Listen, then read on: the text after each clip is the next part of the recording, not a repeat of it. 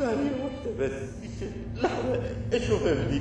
من ضمن القصف مالتهم كان مادة يورانيوم منضب اللي تصهر المدفعية، سيارات، الحديد، الإنسان.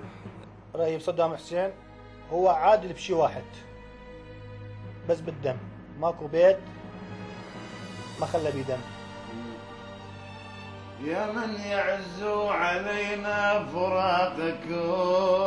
وين ما كنت يعني يبقى العراق له طعمه ولا راحت رائحة مالته. هواي اشياء دا افقدها، هواي اشياء ما اقدر اعيش.